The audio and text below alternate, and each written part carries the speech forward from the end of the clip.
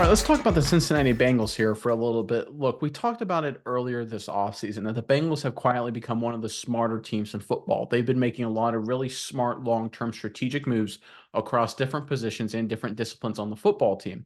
And one thing in particular we talked about was the Bengals' approach with wide receiver T. Higgins and essentially not giving him big money, even though as it currently sits, they actually have the cap space to do that while also locking up guys like Jamar Chase. But the Bengals took an interesting route and said, we are not going to pay you big dollars. And I think it's really interesting their strategy as to why, because I think that the Bengals, along with a couple other teams, are starting to realize that the wide receiver position, in terms of how you should treat it dollars salary cap wise, is now becoming very similar to the running back position in terms of you do not want to overpay anything at all for running backs. Now we're seeing receivers being treated the same way. It seems to be the way of the world in the NFL. And this was first brought to our attention via a report of on NBC Sports. Let's go ahead and throw this up, and then we'll go into detail on the other side. So this first half of this is directly from the article. It says, the heart of the problem could be that teams are realizing that you do not need to give receivers big money, that you can draft one who will be dollar for dollar a better deal. That's what has happened over the past 20 years at the running back position. Teams generally stop paying big money because they could roll the dice in the draft and then develop the player. While Treylon Burks, hasn't exactly filled Brown's shoes, A.J. Brown's shoes in Nashville for the Tennessee Titans. Justin Jefferson was a day one star after the Vikings swapped him for Stephon Diggs in 2020. And the Packers are currently regarded as having a great group of young receivers after they traded Devontae Adams. And again, the Kansas City Chiefs have won every Super Bowl played since they traded Tyreek Hill the past 2 seasons. So we're starting to see a trend here that wide receivers, generally speaking, now need to be treated as if they're running backs in terms of don't give them big long-term deals. And there's another good tweet highlighting this too. This was according to Bucky Brooks. If you want to go ahead and throw this up on the screen as well. I think this is really insightful. Brooks is a really good follow on Twitter. He said, I think this is a realistic possibility with the wide receiver market moving into the $30 million range. There are so many young wide receivers in the college pipeline with plug and play potential that teams could opt to draft and replace elite veterans with younger, cheaper players. Teams with A-plus QBs in particular could lean on young, cheap wide receivers after the QB1 gets big money. See Kansas City Chiefs. I'd argue you should say see Cincinnati as well, and I think that's what we're seeing with the Bengals.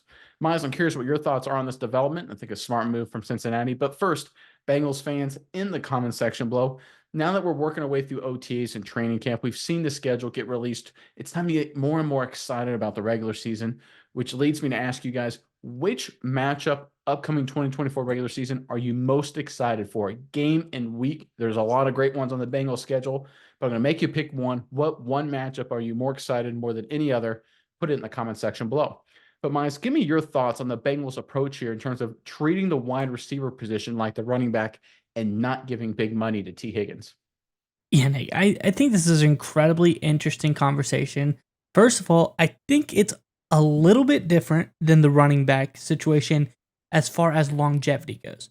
I think these older receivers, they still have the longevity, but what we're finding is the younger receivers have the ability to replace the production like the younger running backs to have. The running back position has been the issue is once you pay these guys, they kind of fall off the face of the planet. It's really not worth it. But I also think it's kind of looking like it may not be worth paying the wide receivers as well because you see all of these young guys come in, like you said, day one, plug and play, and are able to give you great production. Let me give you a couple of examples of some of the top 32 ranked PFF wide receivers. So this would be like number one level receiver for every single team in the NFL. If you're on top 32, it means we were one of the best number one receivers of the 32 teams.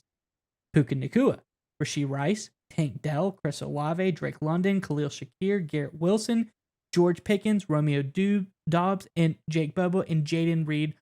All of these guys are within the last 2 or 3 years have come in, stepped up for these teams, and been some of the highest graded receivers in all of the NFL.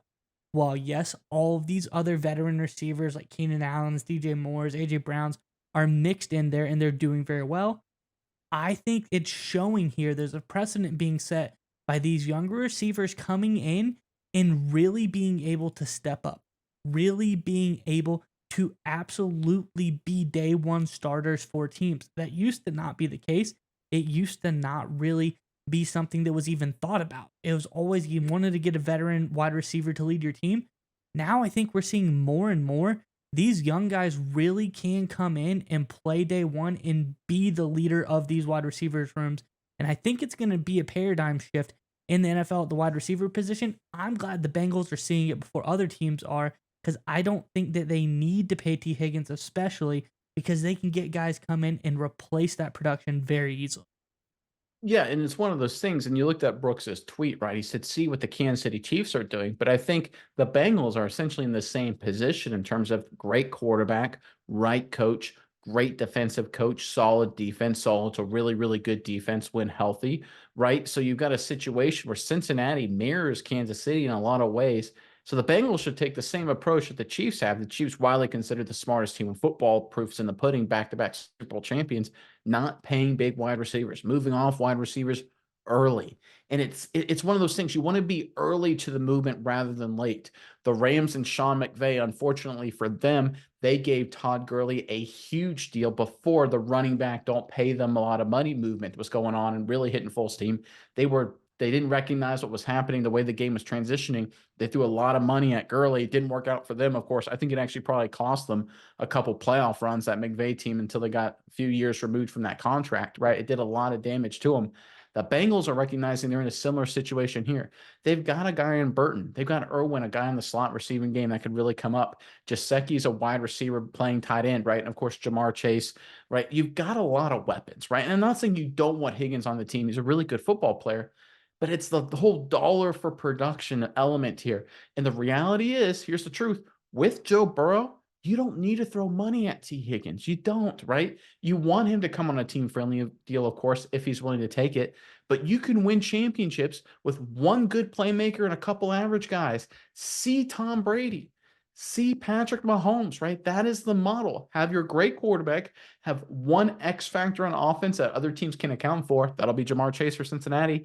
And then find a bunch of cheap role players to make up the rest of the offense and let your great quarterback go to work. That's what the Bengals are doing here. It's a smart strategy, and they deserve a lot of credit for executing on it and not falling victim to the mentality of, well, everyone's paying wide receivers, we should too. No, you don't want to do that. You want to do what the smart teams are doing. And the Bengals, we've talked about it a lot this offseason, but they continue to make a lot of smart moves. And I think their overall intelligence, their growth of their intelligence, paired with Joe Burrow, I think this is a team that's going to be a contending team, not just in their division, but in the AFC for a very long time because of this approach.